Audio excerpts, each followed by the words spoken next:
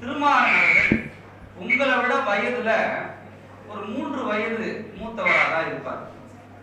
அவர் முனைவர் பட்டம் PhD பண்ணிட்டு இருக்கிறாங்க மாநில கல்லூரியில.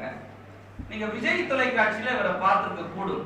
நீங்க உங்களுடைய பள்ளி பருவ காலத்துல தமிழ் பேச்சு எங்கள் மூச்சு சுட்டிகள்னு ஒரு விஜய் தொலைக்காட்சியில ஒரு தமிழ் பேச்சு போட்டி மாதிரியான ஒரு நிகழ்ச்சி வந்தது. சில பேர் உங்களுக்கு தெரிஞ்சிருக்கும் அந்த நிகழ்ச்சியினுடைய வடிவமைப்பு பத்தி.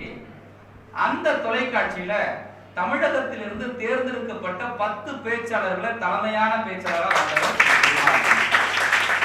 அதை விட அவர் தமிழ்நாடு முதலமைச்சராக விளங்கிய முத்தமிழறிஞர் கலைஞர் அவரிடத்தில் பரிசு பெற்றிருக்கிறார். அரசு நிகழ்ச்சிகள் கவர்னரிடம் பலமுறை பரிசு பெற்றிருக்கிறார். அதெல்லாம் விட சிறப்பு என்னன்னா, வாணியம்பாடியில முத்தமிழ் விழான்னு ஒரு விழாவை ஆண்டுதோறும் நடத்துவாங்க. அந்த விழாவில் சொல்லின் செல்வர் நாஞ்சில் சம்பத் இவரை பத்தி ஒரு வார்த்தை சொன்னாரு. அதை மட்டும் சொன்னா இவரை நீங்க முழுமையா தெரிஞ்சுக்க முடியும்ன்றதுனால சொல்றேன். அன்னைக்கு அனுகிரகா ஆதிபகவன் ஒரு பொண்ணும் தம்பி திருமாறன் அவர்களும் அன்னைக்கு பேசினாங்க. அப்ப நாஞ்சில் சம்பத் சொன்னாரு, இந்த கால இளைஞர்கள் தமிழை வாசிக்கவில்லையோ நேசிக்கவில்லையோ அப்படின்னு என் மனசுல ஒரு பெரிய கல் இருந்தது. அந்த கல்லை உடைத்தது திருமாறன் சொல் அப்படின்னு சொன்னார்.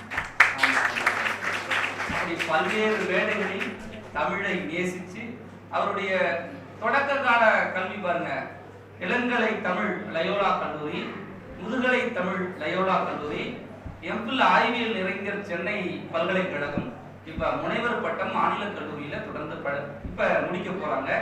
ஒரு பெரும் பேராசிரியருடைய கரத்தினால் முனைவர் பட்டத்தினுடைய நெறியாளரா இவங்களுடைய பெரும் பேராசிரியர்கிட்ட மாணவரா விளங்கிட்டு வராங்க. இப்படி தலை சிறந்த மாணவர்கள் படித்த ஒரு பல்கலைக்கழகத்துல படித்த பெருமையும், பல்வேறு கல்லூரிகள் இலக்கிய நிகழ்ச்சிகள் இந்தியா முழுக்க பேச்சு துறையினால் பயணப்பட்டிருக்கிற ஒரு தலை சிறந்த தமிழ் பேச்சாளரை உங்களுக்கு அறிமுகம் செய்து இருப்பது வாழ்நாள் பாக்கியமாக நான்